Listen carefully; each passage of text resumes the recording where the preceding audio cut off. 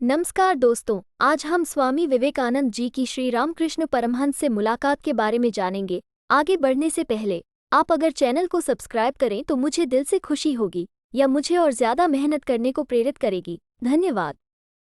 हमने नरेंद्र की धार्मिक वृत्ति, देवी देवताओं के प्रति उनकी श्रद्धा और ध्यान की उनकी प्रवृत्ति को कुछ देखा है। पर ज्यों-ज्यों उनका बौद्धिक क्षितिज बढ़ता गया और वे पाश्चात्य दर्शन एवं विज्ञान के अधिकाधिक संपर्क में आते गए, उन्हें अपने लड़कपन के ईश्वर विश्वास एवं रूढ़िगत विश्वासों पर संदेह होने लगा। धीरे धीरे उनकी शंकाओं और संदेहों ने एक बौद्धिक तूफान का रूप ले लिया, जिसके आलोड़न से वे क्षुब्ध हो गए। उनमें विश्वास था, भक्ति थी, पर इस भक्ति और विश्वास को सहारा देने के लिए उन्हें तर्क की आवश्यकता थी। कभी कभी वे सोचते कि जीवन में तर्क ही एकमात्र विश्वसनीय पथ प्रदर्शक है और वही चरम सत्ता की उपलब्धि तक मनुष्य को ले जा सकता है।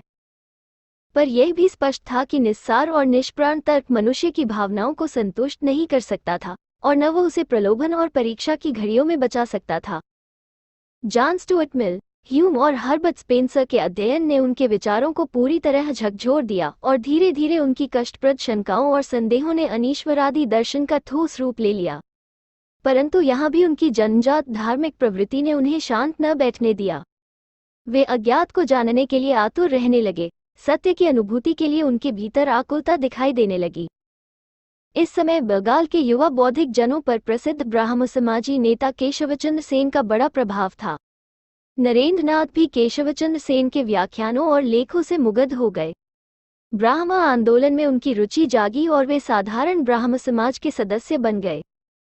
ब्राह्म आंदोलन सनातन हिंदू धर्म की कतिपय रूढ़ियों और सिद्धांतों का विरोध करता था, जैसे बहुदेववाद, मूर्ति पूजा, अवतारवाद और गुरु का प्रयोजन।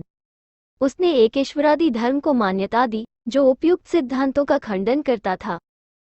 सामाजिक स्तर पर भी उसने सुधार के आंदोलन चलाए, जिनमें प्रमुख थे वर्ण भेद और जातिवाद को तोड़ना, मनुष्य की समानता को पहचानना, नारी की शिक्षा और उनका स्वातंत्र्य इत्यादि। अतः आश्चर्य नहीं कि इस आंदोलन ने तरुण बंगाल के मन को मुग्ध कर लिया।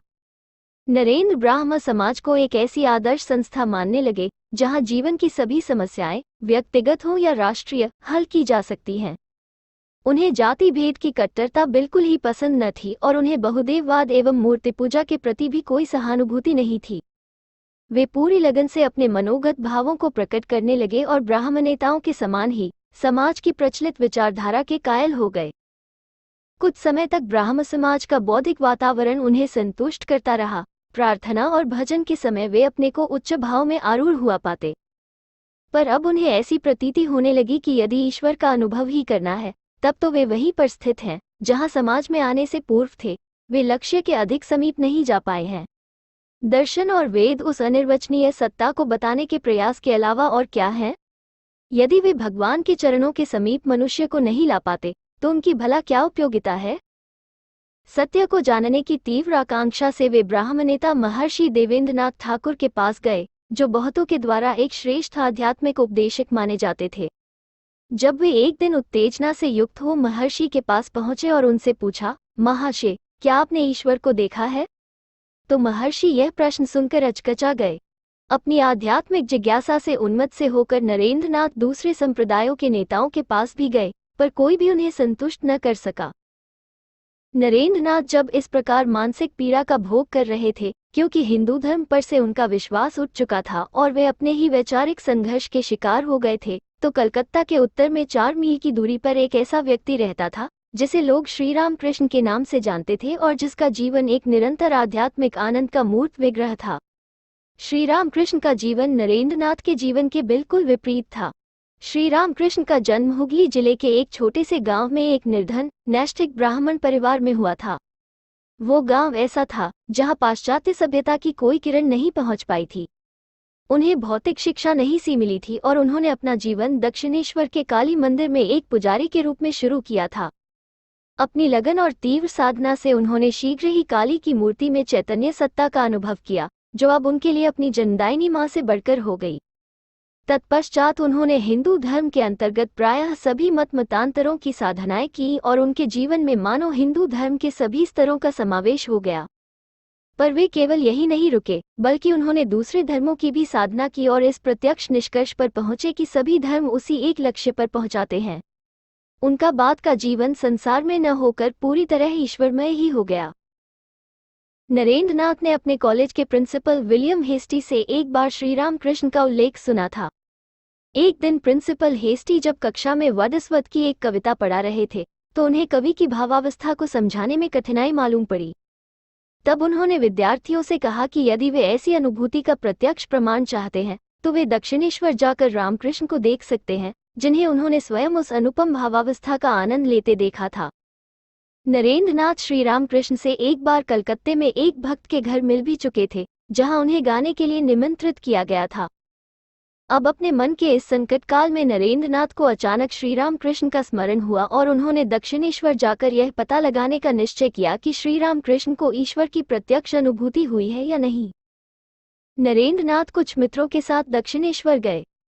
अपने ही विचारों में मग्न, अपने शरीर और वस्त्रों के प्रति लापरवाह तथा बाह्य संसार के प्रति अन्य नरेंद्र श्री रामकृष्ण के कमरे में प्रविष्ट हुए। नरेंद्र की आंखें एक अंतर्मुखी मन की सूचना देती थी, मानो उसका कोई भाग अंतर में सदैव आत्मकेंद्रित हुआ हो। श्री रामकृष्ण को ये देखकर बड़ा अचरज हुआ कि कलकत्ते के भौतिक वातावरण से ऐसा आध्यात्मिक पुरुष कहाँ से निकल आया, जैसा कि उन्होंने बाद में व्यक्त किया। नरेंद्र नाथ ने श्री रामकृष्ण के अनुरोध पर 2 बंगला गीत गाए। इन गीतों में इतनी आंतरिकता और भक्ति थी कि श्री रामकृष्ण समाधिमग्न हो गए। बाद में श्री रामकृष्ण ने नरेंद्र को बाजू के कमरे में चलने का संकेत किया, मानो वे कुछ व्यक्तिगत निर्देश देना चाहते हों। जब नरेंद्र नाथ वहां गए तो श्री रामकृष्ण की आंखों से आनंद के आंसू झरने लगे, मानो बहुत दिनों से बिछुड़े प्रियजन से अचानक भेंट हो गई हो। सिसकते हुए श्री रामकृष्ण ने बड़ी कोमलता के साथ बताना शुरू किया कि किस प्रकार वे नरेंद्र की अरसे से बात जोह रहे हैं। उन्होंने कहा कि संसारी मनुष्यों के अर्थहीन शब्दों को सुनकर उनके कान पक से गए हैं और वे ऐसा संगी चाहते हैं जो उनकी अंतरतम अनुभूतियों को ठीक ठीक समझ सके। नरेंद्र नाथ को ये भी बताया गया कि उन्हें आगे चलकर एक महान आध्यात्मिक कार्य पूर्ण करना है। नरेंद्र नाथ अचरज में पड़ गए। उन्होंने सोचा श्री रामकृष्ण अवश्य ही एक पागल हैं, तभी तो वे इस प्रकार बातें कर रहे हैं। श्री रामकृष्ण ने अपने कमरे में लौटने से पूर्व नरेंद्र नाथ से वचन ले लिया कि वे फिर से दक्षिणेश्वर आएंगे। एक परमाश्चर्य की स्थिति में नरेंद्र नाथ अपने मित्रों के पास लौटे। अब वे श्री रामकृष्ण को परखने लगे और उन्हें ये देखकर और भी अचरज हुआ कि श्री रामकृष्ण के व्यवहार में कोई असंगति नहीं है। उनके शब्दों और उनकी भावावस्था से ऐसा प्रतीत हुआ कि वे सचमुच में ईश्वर के ही व्यक्ति हैं। वार्तालाप के प्रसंग में श्री रामकृष्ण ने कहा, ईश्वर को देखा जा सकता है, मनुष्य उन्हें देख सकता है और उनसे बातें कर सकता है, जैसे मैं तुमसे कर रहा हूँ, परंतु भला कौन इसकी परवाह करता है। उनके शब्दों में ऐसी सच्चाई थी कि नरेंद्र नाथ श्री रामकृष्ण पर अविश्वास न कर सके। उन्हें लगा कि ये शब्द श्री रामकृष्ण की अनुभूति की गहराइयों से निकल रहे हैं, पर वे यह न समझ पाए कि श्री रामकृष्ण के इस व्यवहार का मिलान उनके उस विचित्र व्यवहार से कैसे करें जिसे उन्होंने अभी थोड़ी देर पहले देखा था। नरेंद्र नाथ एक मानसिक संघर्ष में पड़ गए। एक अत्यंत भ्रम की स्थिति में वे कलकत्ता लौटे। वे निश्चय नहीं कर पाए कि श्री रामकृष्ण मानसिक रोग से युक्त हैं या नहीं, पर वे ये भी अमान्य नहीं कर सकते थे कि श्री रामकृष्ण एक पहुंचे हुए महात्मा हैं। वे यह नहीं समझ पाए कि श्री रामकृष्ण की उपस्थिति में उन्होंने एक अद्भुत आनंद का जो अनुभव किया वो कैसे हुआ। इच्छा न करते हुए भी नरेंद्र नाथ श्री रामकृष्ण की ओर खींच गए। लगभग 1 महीने बाद नरेंद्र नाथ फिर से दक्षिणेश्वर आए और इस समय तो उन्हें और भी विचित्र अनुभव हुआ। श्री रामकृष्ण बड़े स्नेहपूर्वक उनसे मिले और उन्हें अपने सामने तख्त पर बैठने के लिए बुलाया। श्री रामकृष्ण ने अर्धबाह्य दशा में अचानक नरेंद्र नाथ का स्पर्श किया और नरेंद्र नाथ बाह्य संसार का ज्ञान खो बैठे। उन्होंने बाद में इस घटना का वर्णन करते हुए कहा था, उनके स्पर्श ने तत्क्षण मेरे भीतर एक अभिनव अनुभूति को जन्म दिया। अपनी खुली आंखों से मैंने देखा कि कमरे की दीवारें और सारी चीजें जोरों से चक्कर मारती हुई शून्य में विलीन हो गई और सारा विश्व मेरे अहम को लेकर एक रहस्यमय सर्वव्यापी शून्यता में लीन होने ही जा रहा है। मैं बुरी तरह डर गया और सोचा कि मैं बस अब मरने ही जा रहा हूँ। मैं अपने को न रोक सका और चिल्ला उठा, अजी, ये तुम मेरे साथ क्या कर रहे हो? घर में मेरे माता पिता जो हैं। ये सुनकर वे जोरों से हंसे और मेरी छाती को सहलाते हुए बोले, ठीक है, अभी रहने दो, समय में सब होगा। आश्चर्य, ज्यों ही उन्होंने ये कहा त्यों ही मेरा वो विचित्र अनुभव गायब हो गया। मैं फिर अपने में आ गया और देखा कि कमरे के भीतर और बाहर सब कुछ वैसा ही है जैसा कि पहले था। इस घटना ने नरेंद्रनाथ के अहंकार पर बहुत बड़ी चोट की। वे यह नहीं समझ पाए कि कोई केवल अपने स्पर्श से उनके मन को इस प्रकार कैसे आंदोलित कर सकता है। क्या वो सम्मोहन था अथवा वशीकरण था? पर वो तो केवल दुर्बल मन वाले व्यक्तियों के साथ ही संभव हो सकता है। नरेंद्रनाथ तो अब तक इसी में गर्व का अनुभव करते थे कि उनका मन बलवान है। यह मनुष्य पागल तो नहीं हो सकता, जैसा कि उन्होंने एक बार सोचा था। सभी बातें उन्हें पहेली के समान लगी। नरेंद्रनाथ के तार्किक मन को इससे एक दुखद आघात लगा कि वो यथार्थ वस्तुस्थिति को पहचानने में असमर्थ रहा। जो हो, नरेंद्रनाथ ने निश्चय किया कि वे अब से सावधान रहेंगे और इस प्रकार की घटना को फिर से नहीं होने देंगे। पर साथ ही श्री रामकृष्ण के अद्भुत व्यक्तित्व ने उन्हें मोह भी तो लिया था। वे कैसे एक शिशु के समान सरल और पवित्र दिखते थे। नरेंद्रनाथ उनके प्रति अत्यंत ही आकृष्ट हो गए। अतः एक सप्ताह के भीतर ही वे फिर से दक्षिणेश्वर आ पहुंचे। किंतु इस तीसरी भेंट में भी नरेंद्रनाथ की स्थिति कुछ अच्छी न रही। भले ही वे इस बात के लिए सावधान रहे कि श्री रामकृष्ण का प्रभाव उन पर न पड़ जाए। इस बार श्री रामकृष्ण उन्हें पास के एक बगीचे में ले गए और वहां भावाविष्ट हो गए। उस अवस्था में ज्यों ही उन्होंने नरेंद्रनाथ का स्पर्श किया, त्यों ही अपनी समस्त सावधानी के बावजूद वे उस स्पर्श से विह्वल हो समूची बाह्य संज्ञा खो बैठे। जब वे प्रकृतिस्थ हुए, उन्होंने देखा कि श्री रामकृष्ण उनके वक्ष स्थल पर हाथ फेर रहे हैं। नरेंद्र को ये कल्पना न थी कि इस बीच क्या हो गया, परंतु यही वो अवधि थी जब श्री रामकृष्ण को उनके बारे में बहुत सी बातें मालूम पड़ी। इस घटना का उल्लेख करते हुए श्री रामकृष्ण ने बाद में कहा था कि उस अवस्था में जब नरेंद्रनाथ अपनी गहराई में उतर गए, तब उन्होंने नरेंद्र के आंतरिक जीवन का अध्ययन किया और उस अध्ययन ने उनकी उन धारणाओं की पुष्टि की जो उन्होंने अपने इस भावी शिष्य के प्रति बना रखी थी।